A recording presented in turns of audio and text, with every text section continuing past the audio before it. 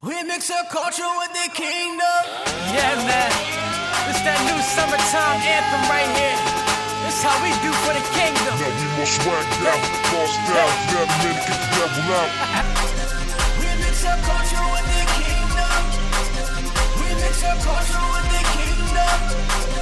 We mix our culture with the kingdom. Mix it. Mix it. Mix it.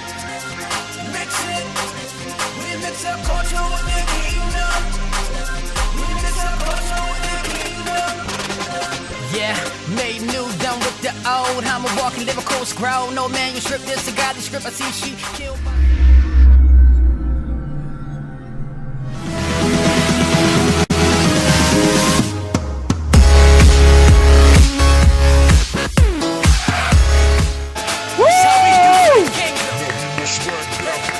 Yeah. Okay. Welcome to the culture. Why don't you give yourselves a hand for being here? Yes.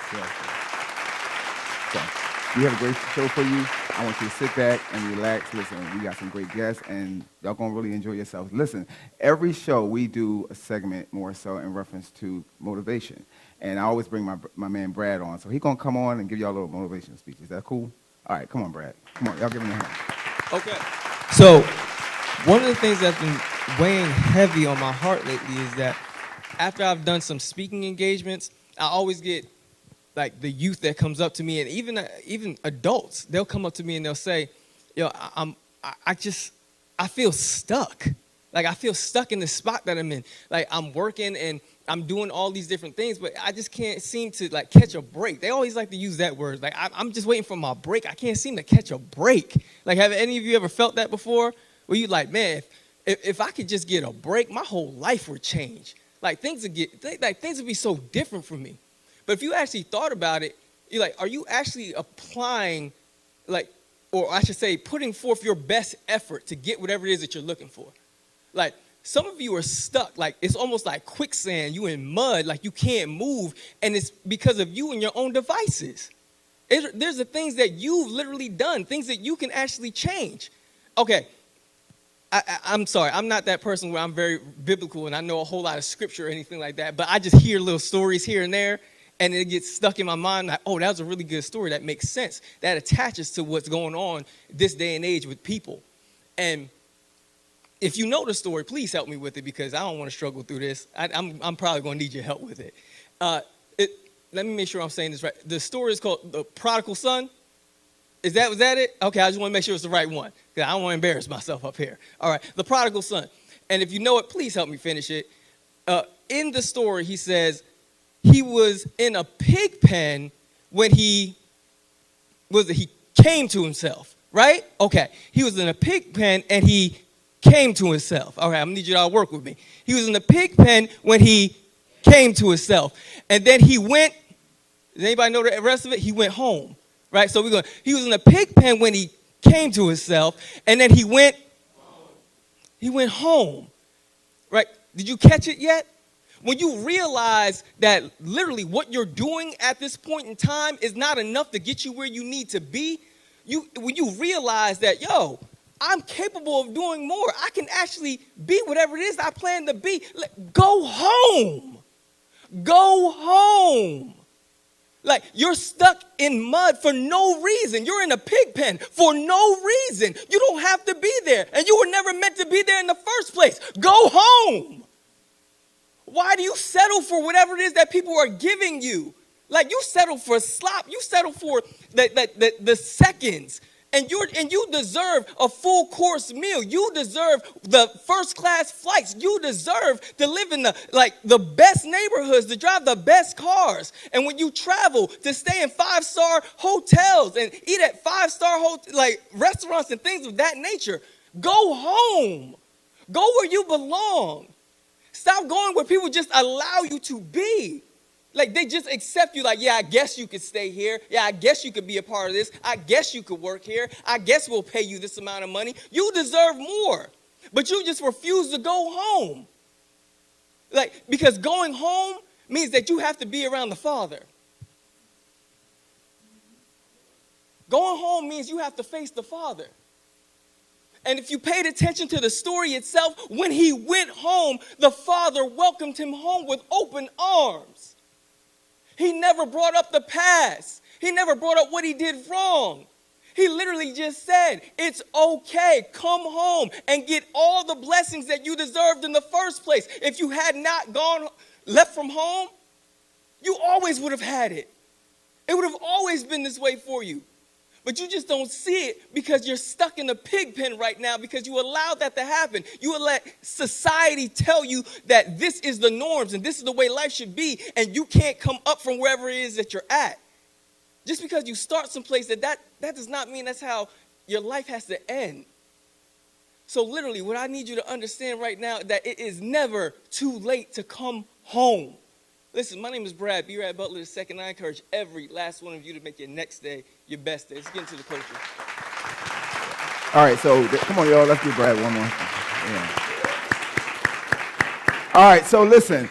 Every show we always do attached to that segment more so in reference to some things that's going on event-wise, all right? So we know the holidays are coming up. So I asked my man Antoine to actually talk about the holidays in reference to, what he feels like it should be, all right? So please give a hand for Antoine Kellum, you guys. Come on.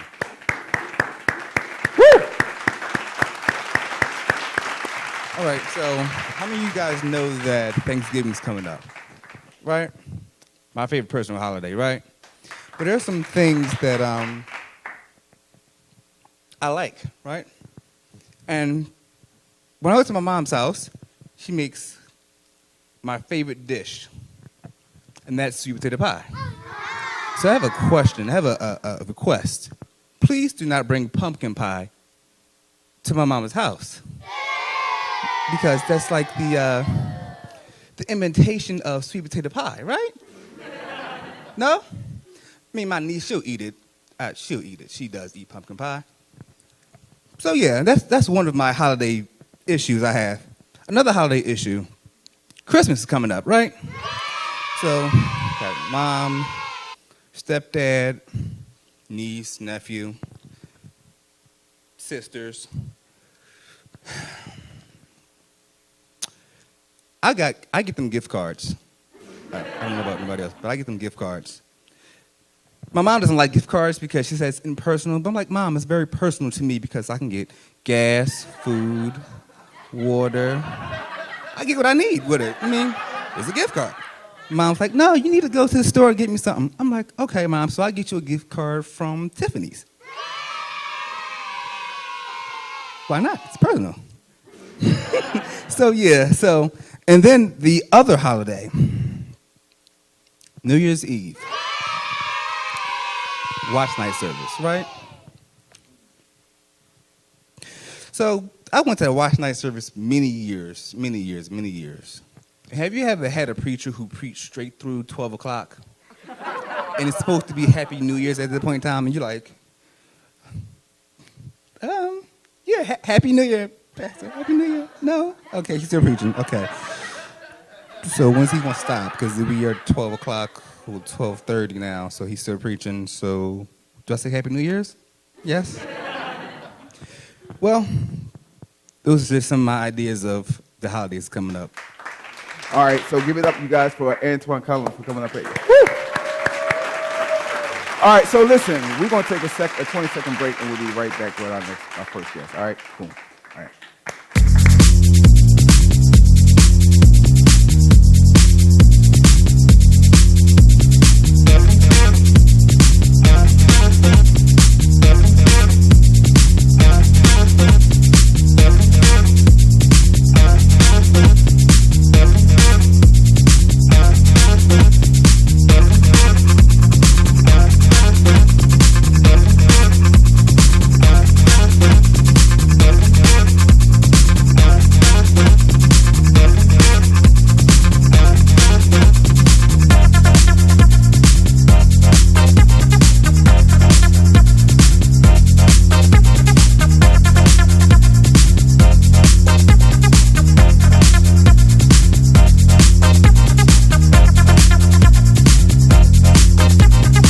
Welcome back to the coach, you guys. Come on, give us a hand.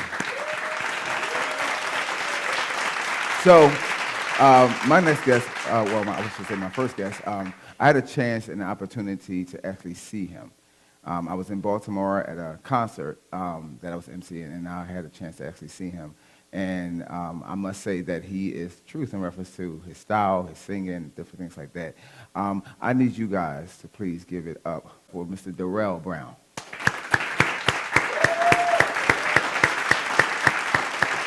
Welcome to the show, man. Have a seat.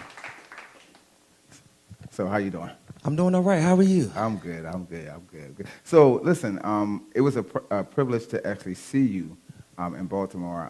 I've heard of you before, and I actually get a chance to see you, because, Facebook just says a whole lot of things. But I actually was like, wow, he's really good. And there's another brother, too, that was there, too, that he's here today, but I'm so glad you're here. So tell us really quickly how you got started into just music. I grew up in New York, and I've been singing in the choir ever since I was 3 years old. Okay. I was like the youngest one in the choir, on beat, clapping, and that's kind of really where I got started. And ever since 3, I've been singing in church. When I moved to the DMV area, I hooked up with a church in Woodbridge, Virginia, Okay. And I'm currently still at that same church. But Okay. church was where I got started at, singing in church. Wow. Right. So, I mean, I know most of the times that's like a lot of people's stories. Like, I got started in church. So, being young, more so, and being in church, was it more so forced for you to actually just be in a box, or you just said to yourself, this is what I want to do, and this is how I'm going to paint the picture in reference to people seeing how I serve them in reference to music? Church was not forced for me. I was one of those kids. My mom always tells the story even now that she didn't have to make me go to church. She didn't have to, I wanted to go. I'm your Right. typical church boy. And so it's just always been it's always been in me. But yeah, it was never forced. But my pastor has been my greatest. She has really brought that music thing out of me. She has a women's ministry, Okay. BBM, Breaking Barriers Ministries, and playing and serving at the church, she needed somebody to help her, work her women's ministry. Right. And so it was at one of her events that we kind of got started, that my group got started. Okay. At one of her events. But she was the one to tell me to go record, go get your demo. You need to have something to sell when people come to the retreat. And she's always just, every year that she has a conference, she always makes sure that we come. But she has been the one that's really kind of to push me to go forth, and kind of my church and my pastors have given me the platform and the release to go ahead and to do ministry. Well, that's great, only because of the fact that a lot of people are not released through, their covering. So that's a great thing. Question for you: when it comes to your musical styles, who would you say that you kind of would follow or not follow? In reference, okay, who would you follow? I was gonna say. Yeah. Can I tell you who I love? My favorites. Kurt Franklin is my favorite. I love Kurt. Kiara Sheard. Okay. She's like number 2 on the list. Yeah. I like everybody though. I like Ty. Those are my 3 top faves. Gotcha. I love everybody, but those are my favorites. Okay. So, in reference to your, what makes you different? Because you have a group, right? Yes. So, what makes your group different from someone else's group? Because everyone's different. So, what makes your group different? What I try to I would say 2 things. One, I try to really make sure gospel music is really all about the message, Right. Which differs us from secular music, because secular music a lot of times we just it could be just about the beat, Yeah. and all of that. But I always tell my group every time in rehearsal, if they can't understand what we're saying, if our diction is not clear, then we just making noise, Right. because the message is what really needs to get out to the people. So I always want us to be known as a group who sings with great diction so you can understand us, Yeah. and just like dynamics, entrances and cutoffs, those different things. But the second thing I would say is I want us to be known. There are a lot of groups, and no shade to anybody, but every group that is out there and every artist that mounts a platform doesn't have the anointing. And it is what really makes the difference. And so the Lord He's graced us, and I truly believe that He has anointed me to do what I'm doing. Right. And so when you get DBM, you get the real the real authentic presence of God. I'm not coming for no How was- show, you know. Yeah, how was it for you to actually form the group? Like, how was it difficult, or did people just say, you know what, I hear him singing, so did you ever think about starting a group? You should, you know, how was that for you actually just forming that group? Again, my 'Cause pastor. people can be, you know, fickle when it comes to groups. Yes. My pastor, we were having a program, and we needed a praise team, and Okay. I got some people from the church to sing, and some friends that I had just knew Right. just growing up in high school and stuff, and we just kind of came together. It's not the same people who I have now. It has shifted over the past 11 years, but we came together for a youth conference that my pastor was doing, Okay. Okay. and so I've been doing it ever since. Gotcha. So, is there ever a time when you are singing, it's like, okay, in your mind, you're like, I just don't want to do this, you know, I'm just like, okay, because sometimes, you know, when you're ministering, you pour out so much until you're like, okay, I don't know why y'all here, but I'm going to do this anyway. And I guess sometimes when people see you giving out so much, they don't know what it's like to actually give out, and you have nothing in here to actually say, you know what, okay. But how was that for you? You know, like, is it sometimes when you just, you know, you get like that in your mind, or? Yes, I mean I believe anybody who's pushing a vision forth, or you know, carrying something that God has given you. Let me tell you, I've wanted to quit several times. Okay. Several times on a journey. Whether it's because, you know, finances are not in the place where I want them to be, Yeah. or whether it's because, you know, the phone is not calling, you know, not ringing this particular month, or group members decide that they just want to leave, you know, for no reason. But there are several moments throughout these past 10 years that we've been in existence, 11, that I've wanted to quit. But I just know that there's no other place for me there's nothing else for me to do. There's no other place for me to go. Okay. I'm kind of stuck in this thing with God, and I kind of know that. And so anytime I want to quit, you know, I may have my little moments where I don't do anything or make no moves, but at the end of the day, I know what God has called me to do. And it's sometimes my laziness or my own insecurities that will cause me to slow down, but Right. I'm never stopping. That's I'm never great. stopping. That's Never wonderful. stopping. So listen, when it comes to, I know you said you had the support of your pastor and, you know, your church family. I would say like this more so. Give me a difficult moment, and the difficult moment where you had to sing, but you still had to save face. I can give you several moments. A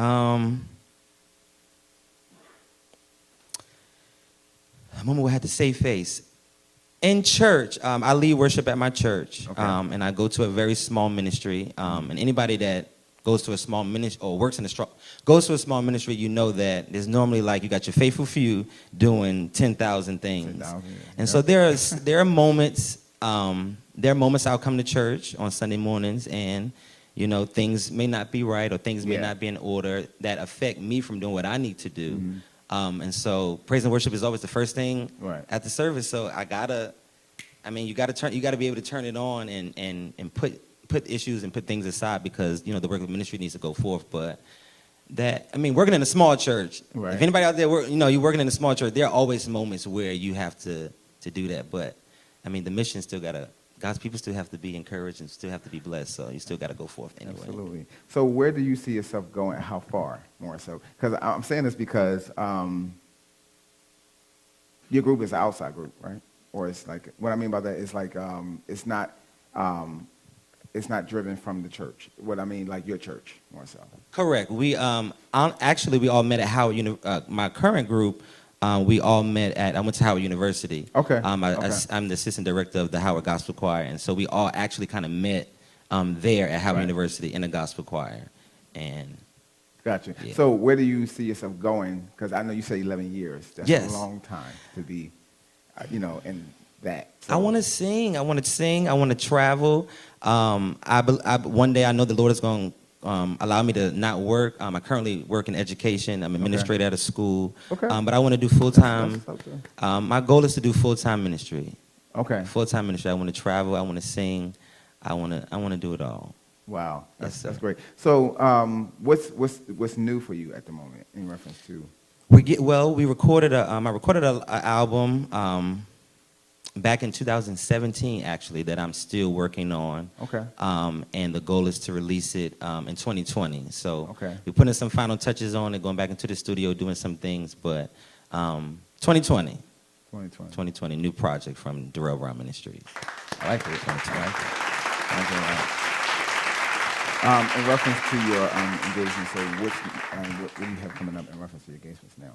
We have a few local things. We'll be in Ocean City in November, but we have I do a DBM Live Okay. a few times a year, Okay.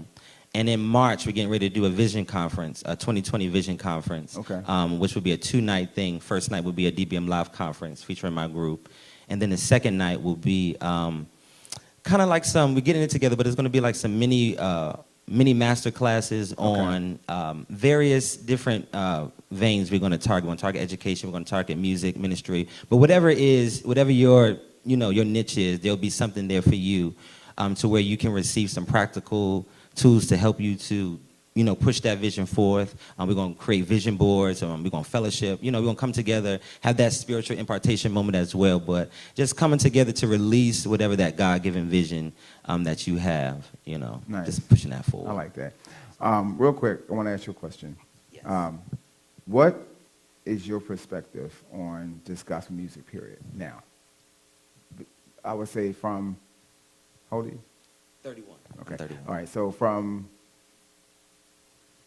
I would say from the 90s, the early 90s to now. What's your perspective on it? It has, it definitely has changed a little bit. It has shifted, it has evolved. Yes. Gospel music has definitely, kind of expanded its borders within the genre. Yes. And I'm laughing because I'm kind of like your typical church boy, so I like 90s gospel and old school church, but I also love the urban side, the current contemporary side, and so I'm excited for where it's going. Absolutely. I'm excited for where it's going, and I'm excited for where it's going. I'll leave it at that. Okay. So if someone wanted to get in touch with you, actually reach you, tell them where they can find you. Yes, you can go to my website at www.darrellbrownministries.com. I'm also on Facebook, Darrell Brown Ministries, YouTube, Instagram, at Darrell M. Brown. But yeah, DarrellBrownMinistries.com. You can find everything you need to know about DBM. Thank you for coming on. Thank you for having Yo, me. give it up for us. Thank you so much. Appreciate it. One more time, you guys. Darrell. So listen, we'll be right back, and please don't go nowhere. All right?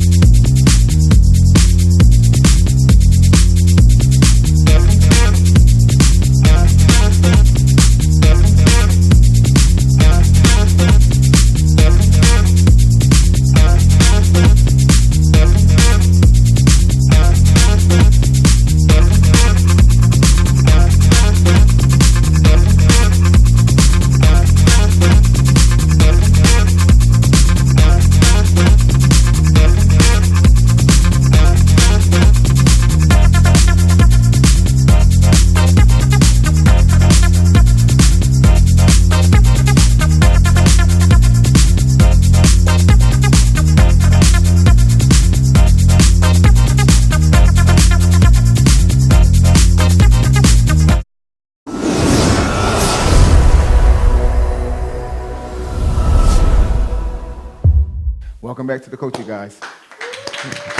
So, my next guest, I had the privilege of meeting some years ago, or 3 years ago, I believe, or 3 years ago, and she had some things going on in reference, she still does, in reference to girls, and helping them, and, just having this group of girls.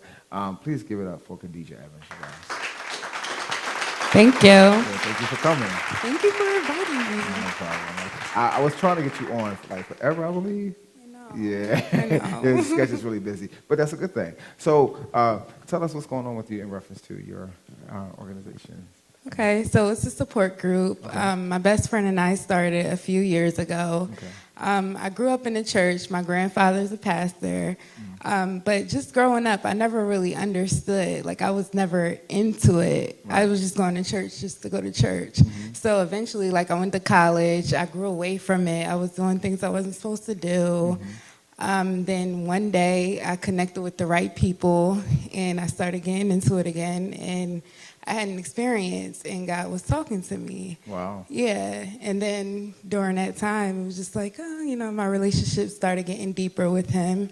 I met my pastor, who's my pastor now. Okay. I met them, and just ever since then, my relationship grew much stronger. My best friend and I, we decided we were going to start a support group just because my best friend and I are just alike. So that's my partner with the group. She started as well with me. Her name is Shari Watson. Okay. She would be here, but she's in Colorado right now. Oh, so okay. yeah, she moved away.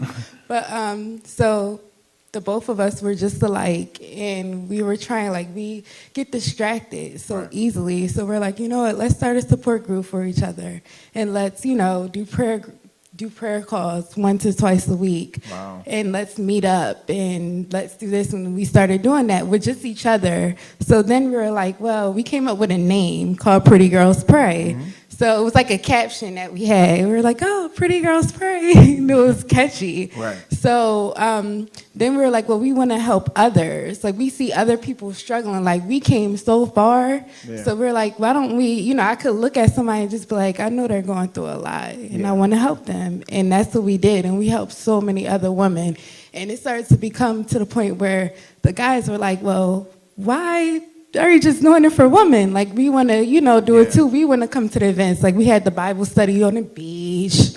We had always go to cafes and stuff like that. So the guys were like, yeah, we want to come too. And then that's when we had Corey Booker. He was here, and he started the Powerful Guys Pray. Okay. Wow, So, that's nice. So, yes. question with the girls. So, what type of girls that you actually get into your organization? Like, is it from broken? I know broken homes, but do you get some that that come with like abuse? Like, how do you handle? How do you handle that when they come in? Like, they just and they sometimes they will come, like they'll come in, but they don't want to hear you. How do you handle that? It's a non-judgment, mental zone. So Okay. we let it be known from the jump. Right. We keep it honestly real. We're not, judging anyone. I'm not perfect. I still have my own struggles. So the fact that we can all bring each other up together, and they know, we're still dealing with stuff too. Right. So the fact that we could all bring up, each other together, and like I said, for the most part, somebody in our group been there, done that. Yeah. So if someone comes from abuse, and we have somebody that could easily talk to them about that abuse. If we have somebody that's coming from, drugs, we have somebody that can talk to them about that. Homosexuality, we have somebody that can talk about that. Just different things, yes. That's really important because a lot of people, especially young people, and it's younger and younger and younger, where they're plagued with a lot of just certain decisions. I've never seen a generation like this. I haven't lived that long, but I still have never seen. It was so different back, in the 90s, 80s. It was so different. So now when you see this new culture, it's not to be shot upon. It's just that, it's like, where y'all come from? So I appreciate the fact that you said that it's no judgment, because that's what's they may get that at home, and when they come to you, it's a different culture, So how do you guys transition from one culture to another culture? What I mean by that is they're home. They get, what, you ain't nothing. You like your daddy. And they come to you, it's like, you are something. How is it, how is that transition? So I feel like the transition, it's pretty much, it's easy. I'm not going to, we pray about it. I'm not even going to say it's easy because it is some work, but we all pray about it. They feel very comfortable when they're around us. Whatever goes home at home, talk about it. Let's, bring it together. We always, even when we do our phone, meet up and our phone, group and Right. Bible studies, we talk about everything. So it's like just leave it out on the table. Like they feel comfortable. All of them feel comfortable talking to us. So the transition, I guess, Yeah. is very easy. That's good. That's a good thing. Did I answer it correctly? When it comes to where you want to go with this particular project, I would say, where and how far more so? Because I know, where's the station at the moment? Well, all over. We had Okay. people in Atlanta. As you know, we had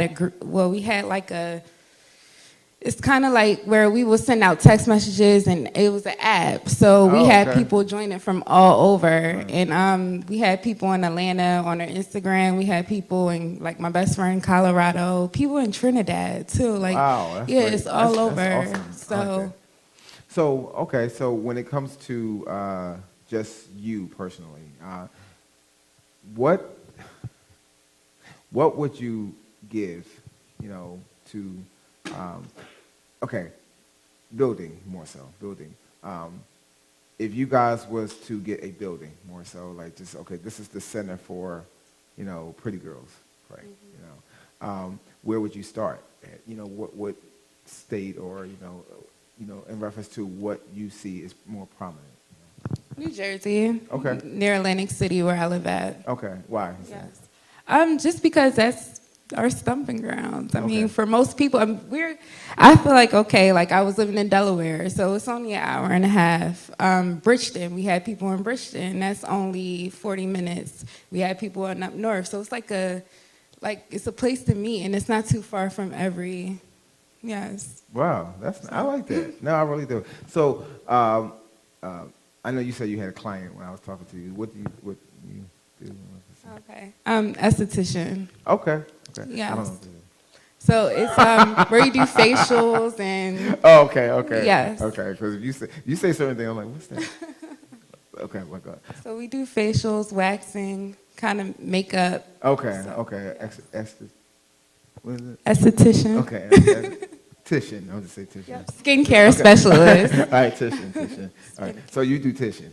Skincare specialist. Okay. There we go. Right. That's better for me. Skincare, like she take care of the skin, all the pores and stuff like that, and all the follicles. But no, I like that. So, how can I put it? So you said that you guys have texting, different things like that. How big do you want this to get? I feel like whatever God. I mean, of course, we want to reach out. How big do you want this to get? Very big. Okay. Very big. Listen, Huge. Okay. Yeah. There we go.